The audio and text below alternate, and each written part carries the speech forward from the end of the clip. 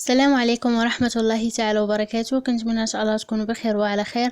مرحبا بكم في قناتي روعة المذاق بدون جلوتين سون جلوتين. اليوم فيديو جديد. تورته بالتفاح اللي كتجي رائعة بدون سكر، فقط ببديل السكر دبس التمر اللي كنت حضرت معكم قبل.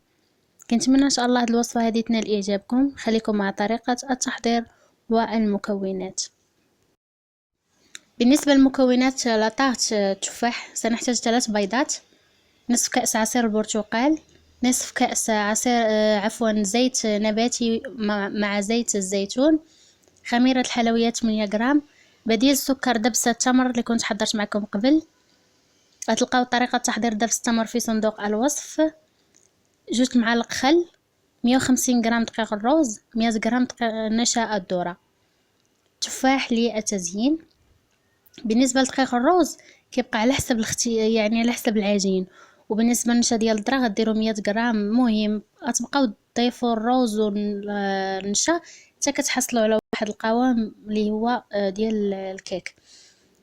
غادي نضيف البيض مع دبس التمر وغادي نمزج مزيان مع اضافه الزيت والبيض وعصير البرتقال والبيكين باودر مع الدقيق وملعقتين خل،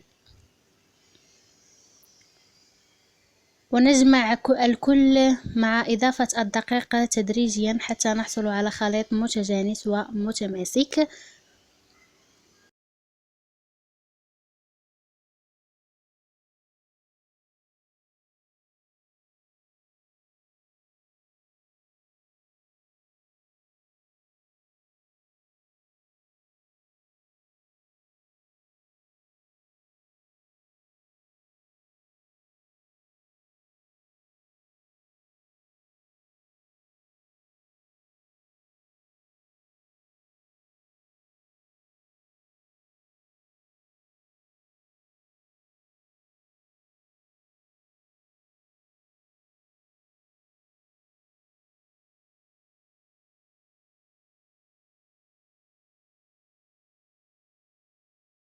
من بعد ما كنحصلوا على خليط الكيك كناخدو مول كندهنوه بالزيت وكنضيفوا فيه الخليط.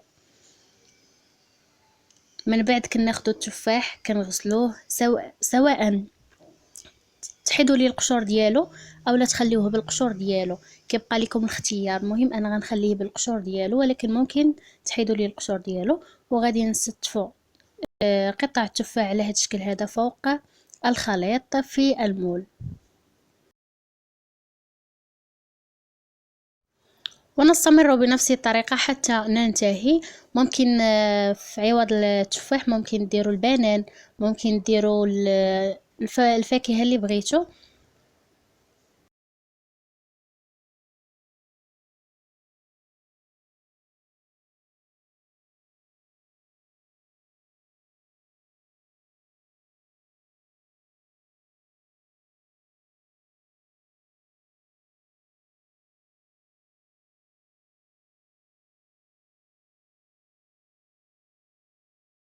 من بعد ما نكملوا التفاح كندخلوا الفرن للطهي على درجة حرارة 180 درجة. من بعد ما كنخرجوها من الفرن هذا هو الشكل ديالها، كتجي رائعه كتجي لذيذه. كنتمنى ان شاء الله تنال اعجابكم وتجربوها وتعجبكم. ما تنسوش لايك للفيديو ومشاركته مع الاصدقاء ديالكم لتعم الفائده.